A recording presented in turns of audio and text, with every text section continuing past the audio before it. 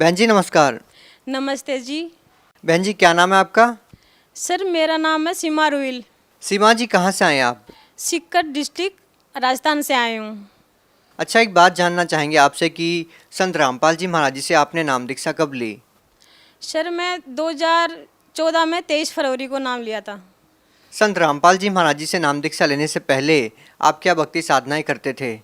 जैसे आम लोग करते हैं वही हम भक्ति करते थे शुरू से। जो भी देवी देवताओं की, शिव जी की, हनुमान जी की जो भी भक्ति करते हैं वही सब हम करते थे। जो हमारे मम्मी पापा जो भी करते थे वही हम सबको भक्ति करते थे।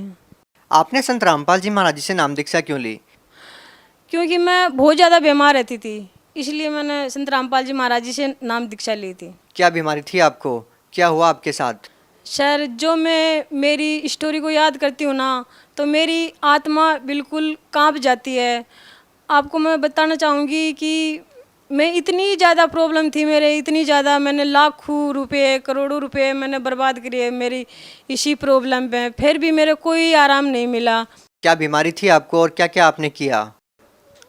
मेरी बीमारी का पता ही नहीं चला। मैं जैसे झाड़ फूंक के गई तो उनने बोला कि इसमें भूत है। जैसे डॉक्टर के पास गई, डॉक्टर ने बोला इसमें पाइल्स है। और मेरे लूज मोशन इतने हो रहे थे, बार बार दिन में 10 बार, रात को 10 बार लूज मोशन के साथ मेरे ब्लीडिंग होती थी। इतना ब्लड निकलता था, इतना ब्लड। मैं इतनी कमज़ोर हो गई थी, इतनी ज़्यादा कमज़ोर हो गई थी। किसी ने बोला इसके पाइल्स है, किसी ने बोला इसमें 3 भूत है, किसी ने बोला इसके नज़र लगी। हमने सब कुछ करवाया, झाड़ फूंक भी करवाई और पाइल्स का भी इलाज करवाया। पाइल्स के वो इंजेक्शन लगाते थे मेरे लेटरिन के रास्ते में, मैंने वो भी लगवाए। उससे मेरे और ज़्यादा प्रॉब्लम बढ़ती गई और कोई आराम नहीं मिला। कहीं काली माता के गए थे, उसने बोला कि इसका अगर आपको कालजा बचाना है तेरा तो तेरे को बकरे का कालजा खाना पड़ेगा। मैंने बोला ठीक है मैं वो भी खा लूँगी, अगर मेरा कालजा बच जाएगा तो मैं वो भी खा सकती हूँ। तो मैंने 4 दिन मेरे को बकरे का कालजा खिलाया और 5 दिन तक बकरा बना हुआ मेरे को वो खिलाया। फिर भी मेरे कोई आराम नहीं मिला था। फिर भी मैं और ज़्यादा प्रॉब्लम थी, मेरे और ज़्यादा प्रॉब्लम बढ़ गई थी। हॉस्पिटल में लेके गए तो उसने बोला कि इसके टीबी है। तो मैंने टीबी की दवाई खाई, दो महीने मैंने टीबी की दवाई खाई। उससे मैं इतनी वीक हो गई थी, फिर मेरी इतनी वो बिल्कुल वेन वैन चलना भी बिल्कुल बंद हो गया था। फिर वो सीकर में मेरे को एडमिट कराया एकदम से कि भाई इसकी क्या हो गया, ये तो ख़त्म हो गई, वो हो गई। फिर सीकर वालों ने बोला कि इसको इतनी अभी इसकी 28 केजी वेट है इसको और इतनी भारी पावर की आप उसको दवाई दे रखे हो तो ये तो होएगी ख़त्म। तो मेरे को इसको मेरे पापा को और हस्बैंड को बोला कि इसको जल्दी आप जयपुर लेके जाओ, नहीं तो ये नहीं जिएगी। अगर दुर्लभ जी हॉस्पिटल में आप एडमिट नहीं कराओगे तो ये नहीं जिएगी। 1 घंटे में आप जयपुर पहुंचा दोगे तो ये जी जाएगी। फिर मेरे को 1 घंटे में जयपुर पहुंचा दिया था। आईसीयू में लेके गए थे मेरे को। 2-3 दिन बाद में होश आया और ब्लड भी चढ़ा था और मैं वो जांच भी की थी। उस टाइम में वो जांच की थी, उस टाइम में पता चला कि इसके आंत में स्वेलिंग है और वो छाले हैं। तो मेरे को 18 दिन एडमिट किया था। 18 दिन में हमने 1 लाख रुपए वहाँ दुर्लभ जी हॉस्पिटल में बैंक में जमा होते हैं, तो 1 लाख रुपए दुर्लभ जी हॉस्पिटल में बैंक में जमा कराए हमने। 18 दिन बाद में फिर हम घर आए थे छुट्टी लेके। तो रास्ते में एक झाड़ फूस वाला फिर मिल गया कि इसको क्या प्रॉब्लम है। उन्होंने तो बताया मेरे हस्बैंड ने कि भाई इसके ये प्रॉब्लम है। तो वो बोला कि मैं इसको बिल्कुल ठीक कर दूंगा, ये 3 दिन में एकदम से अपना सर उठा के अपने आप चलने लग जाएगी। आपके हस्बैंड क्या करते हैं? मेरे हस्बैंड है आर्मी में। हाँ आर्मी में, वो आर्मी ड्यूटी करते हैं सर। आपको रास्ते में झाड़ फूक वाला मिलता है, जब आप हॉस्पिटल में इलाज करा ही रहे थे तो फिर आपने झाड़ फूक वालों से इलाज क्यों करवाया? वो बोला कि मैं गारंटी लेता हूँ इसको 3 दिन में। ये जैसे मैं उठती नहीं थी, मेरे से सर भी नहीं उठाया जाता था। तो वो बोला कि उसी टाइम उसने एक पानी में कुछ मंत्र के दिया था, मेरे को पानी पिलाया था। उसी टाइम मैंने ऐसे नाड़ी हिलाना ये सब कुछ करने लगी थी। तो मेरे हस्बैंड को भी विश्वास हो गया कि हाँ ये ठीक कर देगा। क्या तांत्रिक ने आपको ठीक कर दिया? नहीं, वो 1 महीना मेरे को 1 महीना एकदम ठीक सी रही थी मैं, कोई प्रॉब्लम नहीं। तो 1 महीने के बाद में वही प्रॉब्लम, फिर लूज मोशन, लेटरिन जाना, ब्लीडिंग। तो हमने 1 लाख रुपए दे के वो दवाई तो फेंक दी थी और फिर हम उस हॉस्पिटल में गए नहीं। और वो बोला कि इसका जो भी भूत थे हमने वो निकाल दिए और जो भी इसकी तो फिर आपने अपना इलाज किसी बड़े हॉस्पिटल में क्यों नहीं करवाया? वो सर पहले हस्बैंड बोल रहे थे कि वो थे ना आर्मी में थे तो थोड़े बहुत पीछे भी थे, तो बोले कि यहीं सिविल में अच्छा इलाज होगा, यहीं करवा लेते हैं। तो फिर लास्ट में किसी ने बताया, उसके साथ के जो आर्मी में ड्यूटी करते हैं उनके साथ वाले थे, उन्होंने बोला कि यार तो आप यहाँ पे क्यों वो लूट रहे हो, आप दिल्ली जाओ, RR हॉस्पिटल दिल्ली में जाओ, वहाँ आपका अच्छे से इलाज होगा और वहाँ से दवाई लो आप। R&R हॉस्पिटल में हम पहुँचे थे 2010 में 1 जनवरी को। तो वहाँ आते ही वो जांच भी नहीं की थी मेरे को, ऐसे कंडीशन देख के, और डॉक्टर ने बोला कि बेटा आप बहुत लेट हो गए हो, आपको ज़िंदगी भर ये दवाई खानी पड़ेगी और आपका ऐसे चलता रहेगा। फिर भी उन्होंने कोशिश की, मेरी इंडोस्कोपी कोलोनोस्कोपी वगैरह की, अभी इंडोस्कोपी की वो कोलोनोस्कोपी की मैं रिपोर्ट भी लेके आई हूँ। और उससे उन्होंने बोला कि वो जब जांच की थी अंदर पेट में पाइप डाल के जांच की थी, तो उसमें पता चल गया कि उसकी, मेरे को बताया कि पूरी आपकी आंत ख़राब हो चुकी है, आपका इस कोई इलाज नहीं है, आपको ज़िंदगी भर दवाई खाना पड़ेगा, ऐसे ही चलता रहेगा, कभी लेटरिन ज़्यादा कभी कम, ऐसे ब्लीडिंग है। तो फिर मेरे को दवाई देना शुरू कर दिया था, फिर भी मेरे को थोड़ा बहुत आराम था।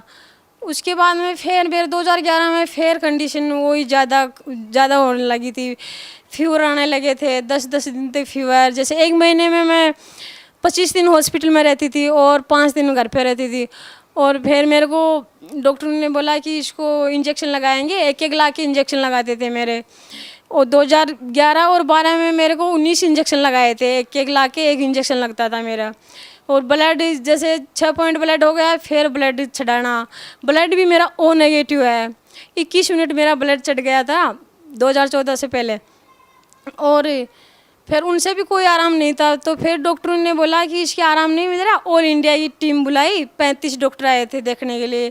तो उन्हें सुबह से लेकर शाम तक चेक किया मेरे को, तो उन्हें बोला कि जो आप इसको इलाज चल रहा है, जो आप इसको दवाई दे रहे हैं, इम्प्लिक्सी में इंजेक्शन दे रहे हैं 1 लाख के, अगर उनसे ही कोई आराम नहीं है तो इसके नहीं आराम हो सकता, इसकी ऑपरेशन भी नहीं कर सकते। हम बोले कि इसकी आंत भी हम बाहर नहीं निकाल सकते क्योंकि इसकी एज नहीं है अभी, और आंत दूसरी भी नहीं डल सकती, बगैर आंत के भी ये काम नहीं चला सकती। तो बोला इसको जो इंजेक्शन चल रहे हैं, जो दवाई दे रहे हैं वो बेस्ट है और इससे कोई इलाज नहीं है। तो उसके बाद में मेरे और ज़्यादा कंडीशन ख़राब हो गई थी, फीवर बिल्कुल इतना इन्फेक्शन हो गया था पेट में बहुत ज़्यादा, क्यों आंत तो ख़राब थी, बड़ी आंत, पूरी आंत ख़राब हो चुकी थी।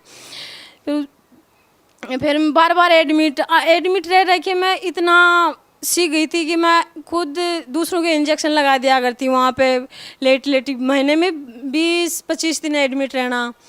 और फिर 2013 में टेजीसाइक्लिन इंजेक्शन लगाते थे मेरे 10-10 हज़ार के, वो भी उल्टा असर करने, 1 लाख का लगाते, वो 20 दिन आराम रहता, उसके बाद में फिर वही दिक्कत है, फिर इतनी ज़्यादा दिक्कत हो गई थी, बहुत ज़्यादा। फिर 2013 में वो बताया था मेरे हस्बैंड को कि भाई ये हमने जो भी इलाज करना है वो कर दिया, जो भी इसका इलाज कर रहे हैं, दवाई दे रहे हैं, एंटीबायोटिक दे रहे हैं, वो सब उसका उल्टा असर कर रही है। तो इसलिए आपको जहाँ भी इसको ले जाना है, जहाँ भी आपकी संतुष्टि है वहाँ ले जा सकते हैं। हमने जो भी इलाज करना है इसका कर दिया, ये बचेगी नहीं, इसकी कभी भी आंत फट सकती है, कभी भी ये मर सकती है। आप जहाँ भी इसको ले जाना चाहो ले जा सकते हो, हमने जो भी इसका इलाज करना है कर लिया। बहन जी, आपको ऑल इंडिया के टॉप मोस्ट 35 डॉक्टर आपको देख चुके थे और उन्होंने भी आपके पति को जवाब दे दिया था कि अब इनका जो इलाज था हमने इस लेवल तक कर दिया है कि अब आगे इनके लिए कोई भी चारा नहीं बचता है और आगे इनके लिए इलाज अब कोई भी नहीं है। फिर इसके बाद आपने क्या किया और फिर आप संत रामपाल जी महाराज जी के शरण में कैसे पहुँचे? जी मैं एडमिट थी, तो मेरे हस्बैंड को बता दिया था डॉक्टर ने कि भाई ये ख़त्म होगी। तो अगर जिस इंसान को ऐसे बता दे कि भाई तेरी वाइफ ख़त्म होगी, तो उसको तो आपको पता ही है कैसा वो महसूस होगा। तो वो ऐसे दवाई लेने, उसी हॉस्पिटल में दवाई मिलती है तो साइड में दवाई लेने गए थे, तो उन्हें वहाँ कोई उस आर्मी का ही था भगत, तो उसने बोला कि आप दुखी से दिख रहे हो मेरे को। तो बोले, मेरे हस्बैंड बोले कि हाँ यार मैं दुखी हूँ, मेरी ऐसे वाइफ की ऐसी प्रॉब्लम है और डॉक्टर ने ऐसे बता दिया, जवाब दे दिया, मैं क्या करूँ, अभी जितनी मेरे को सेवा करनी है मैं तो करूँगा। अभी मैं तो बचा नहीं सकता, नए डॉक्टर बचा सकते हैं, हमारे कोई बस की बात नहीं है बोलो इसको बचाना। तो वो बोला कि यार एक बार मेरे कहने से आप जहाँ बोले हो वहाँ जाना, बरवाड़ा आश्रम में जाना, और आप साधना चैनल पे 7:30 से 8:30 तक प्रोग्राम आता है, वो देखना आप। किसका प्रोग्राम आता था? संत रामपाल जी महाराज का बोले प्रोग्राम आता है, और वो 7:30 से 8:30 तक प्रोग्राम आता है, तो वो देखना आप। और एक बार मेरे कहने से वहाँ जाना। तो ये बोले कि यार मैं इनके चक्रों में बहुत गिर लिया, फिर लिया, हमने सब जगह वो गए, देवी देवताओं के हम सब चक्कर काट लिए, भगवान तो बोले है ही नहीं। तो बोले ठीक है तेरे कहने से मैं चला जाऊँगा, अगर ठीक है बच जाएगी तो। फिर हमने सत्संग सुना, थोड़ा बहुत ज्ञान समझ में आया, और बोला कि मेरा तो ऐसे है कि चलो हम चलते हैं बरवाड़ा आश्रम में। फिर मेरे को गाड़ी में लेके बरवाड़ा आश्रम में लेके गए। तो आश्रम में जाते ही बोला कि भाई आपको ये नाम दिया जाएगा, ये नियम है, जो भी नियम है। तो हमने संत रामपाल जी महाराज से नाम दीक्षा ले ली थी। फिर तो क्या संत रामपाल जी महाराज जी से नाम दीक्षा लेने के बाद आपकी वो बीमारी ठीक हुई जो ऑल इंडिया के टॉप मोस्ट 35 डॉक्टर भी ठीक नहीं कर पाए? संत रामपाल जी महाराज से नाम दीक्षा लेने के बाद में मेरे को लाभ मैं बताती हूँ, इतने लाभ मिले मैं बता नहीं सकती, इतने लाभ मिले मेरे को बहुत ज़्यादा। संत रामपाल जी महाराज जी नाम दीक्षा लेने के बाद में मेरे को तुरंत डॉक्टर ने बोला था कि इसकी ये नहीं बचेगी, इसकी आंत पेट फट के और ख़त्म हो जाएगी। तो मेरे वही हुआ था, मेरा पेट फूट गया था। मैं आपको दिखाती हूँ, मेरा यहाँ से डॉक्टर बोल रहे थे कि इसका ऑपरेशन नहीं हो सकता, नहीं इसका अभी एज नहीं है। मेरा 28 kg वेट था, और 28 kg वेट से मेरा 54 kg वेट हो गया। आप ही अंदाज़ा लगा सकते हो कि इसका कितना आराम मिला है, कितना नहीं मिला है। उसके बाद में मेरा ऑपरेशन किया, और 8 घंटा मेरा ऑपरेशन चला। तो डॉक्टर ने, वही डॉक्टर बोल रहे थे कि इसकी पूरी आंत ख़राब हो चुकी है, कभी भी ख़त्म हो सकती है। और वही डॉक्टर ऑपरेशन करके लेके आए थे। तो वो डॉक्टर बोल रहे थे कि डॉक्टर खुद आप देख के मेरे को हैरान हो गए कि इतना बड़ा चमत्कार कैसे हो गया, इसकी तो पूरी आंत खराब हो चुकी थी, ये कैसे हो सकता है, इसकी पूरी आंत अंदर बिल्कुल 16 साल की बच्ची की आंत कैसे हो सकती है, ये तो एक चमत्कार ही है। सर सबसे बड़ी हैरानी की तो ये बात है कि मेरी पूरी आंतें खराब, और उसके साथ में मेरे प्रेगनेंसी, और वो भी बेटी, और एकदम स्वस्थ है। ये जो आपके हाथ में रिपोर्ट है, ये कहाँ की रिपोर्ट है? पहले आप अपनी रिपोर्ट दिखाइए। जी R&R हॉस्पिटल की रिपोर्ट है, और ये 2010 और 12 की वो है, जो मेरी कोलोनोस्कोपी की थी कि डॉक्टर ने बताया था कि इसकी पूरी आंतें ख़राब हो चुकी है। वो रिपोर्ट मैं लेके आई हूँ। हमारे कैमरे में दिखाएं। देखो मेरी आंतें कैसे अंदर से ख़राब हो चुकी है, पूरी आंत ख़राब हो चुकी थी, कैसे छाले छाले ब्लड वो आप देख सकते हो। ये 2010 की रिपोर्ट है, ये 2012 की रिपोर्ट है। ये आर्मी हॉस्पिटल है? हाँ जी, ये आर्मी हॉस्पिटल है, धौलाकुआं के पास में R&R हॉस्पिटल, दिल्ली कैंट में। किस डॉक्टर ने आपका इलाज किया ये कर्नल डॉक्टर राहुल जैन ने। और अब आप अपनी बेटी से मिलवाइए, रिपोर्ट रख दीजिए। अपनी बेटी को उठा करके हमारे दर्शकों से मिलवाइए कि आपकी जो बेटी है अभी कितने साल की हो चुकी है। जी ना जी, ये मेरी बेटी है, और अभी ये 3.5 साल की हो गई है, और बिल्कुल स्वस्थ है।